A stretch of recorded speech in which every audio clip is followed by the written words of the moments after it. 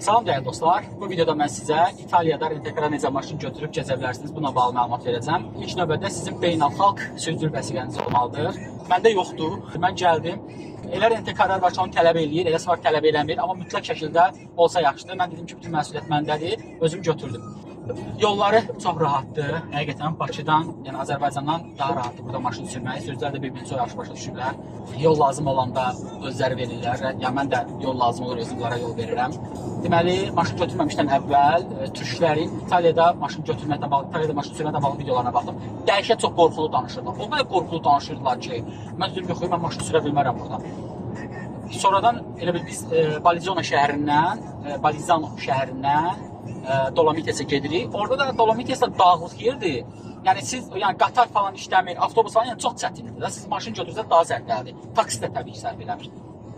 Mənzərələri falan gəzmək, görmək, çəkmək, belə ləzzət almaq üçün yəni maşın götürməz daha yaxşıdır. İndi gəlin maşından danışım sizə. Bir dənə elektrikli avtomobil verirlər, Peugeot, maşın bir nəzərmət olmasa iki tərəflərində göstər. Belə bir maşındır. Rusnoy bu tərəflərdədir.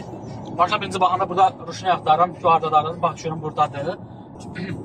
Deməli, amma mən sizə belə bir məlumat verim. Böyük şəhərlərdə, Milandır, Romadır, Napolidir məsələn.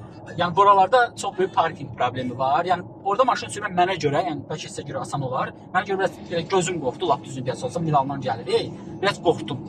Düzü oradan parking məsələsinə görə, yoxsa belə yəni yollar belə boş fason deyil, çox da belə boş deyil olmaqda, amma yəni rahat sürmək olur.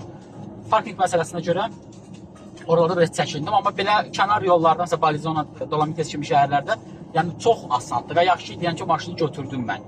Ki belə daha rahat hərəkət edirik. Neçəyə götürdük maşını? Müxtəlif qiymətləri var, müxtəlif beynəlxalq şirkətlər var. Mən bu maşının qiymətini burada demək istəmirəm, maraqlanan yazısı mesaj bölməsinə orada deyəcəm. Depozit də qoyursunuz. Bir də belə bir cihaz yapışdırıblar, səhv eləmirəmsə ondandır. Ödənişli yollara giririk. Bizdən birbaşa elə şlaqbaumlar özləri açılır. Belə başa düşdüm ki, elə bu cihaza görədir və ən axırda depozitdən bizə çıxacaq. Onu dəqiq bilmirəm, o haqda məlumat verəcəm. Sadəcə dedim, elə video nasibmişkən belə ümumi bütün məlumatları verim sizə ki, burada maşın sürmək necə bir şeydir. Hə, belə, yenə nəsə sualınız olsa yazarsınız. Həmçinin şərh yazıb, like eləyib, qayd eləyib, takip eləməyi də unutmayın. Suallarınız olsa soruşun. Belə, istədim ki, bir faydam dəysin sizə.